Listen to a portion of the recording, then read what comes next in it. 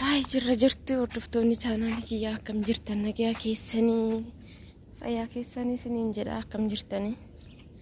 nagaa qabdu baadiyyaa biyya koo baadiyyaan jiraarra baadiyyaa biyya koo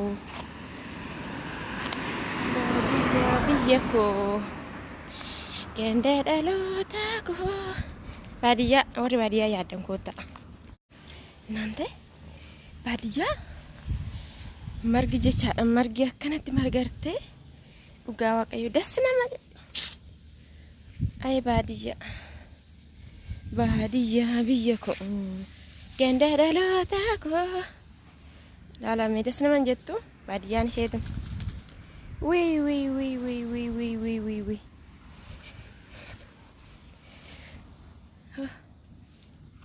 dhugaa waaqayyo baay'ee das nama jette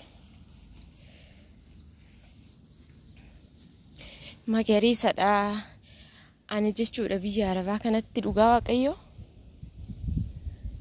magariisa har'aan arge eessa dachumti isaaniitu iyyuu marga magarsiti natti fakkaanne na dhugaa rabbii inni kun iyyuu iddoo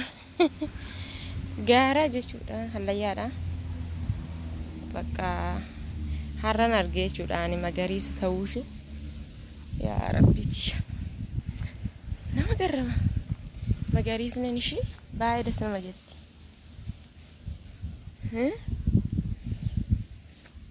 baay'ee das nama jetti jechuudha magariisadha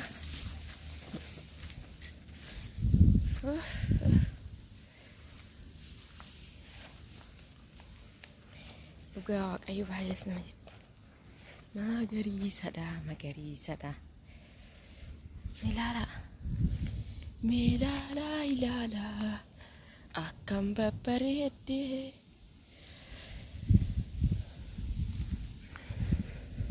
das nama jettu dhugaa das nama jetti maaliif sila roobetooni ganama waan ta'eef roobee waarrate baay'ee tokko das nama jetti jechuudha magariisni ishiis ta'ee waa hunda ishii jechuudha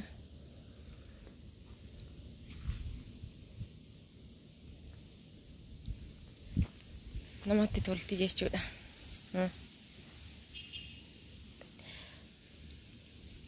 baay'ee das nama jetti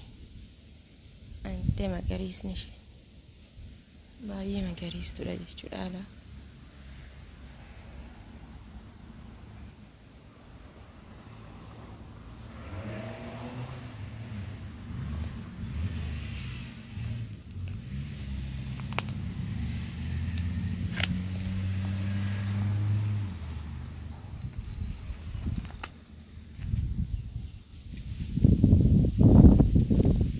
baay'ee magariisadha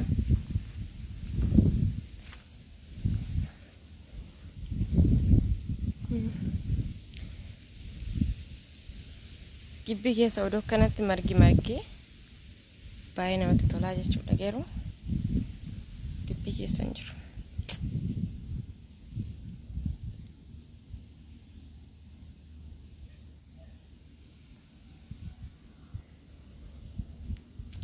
gibbii keessa hin jiru jechuudha margi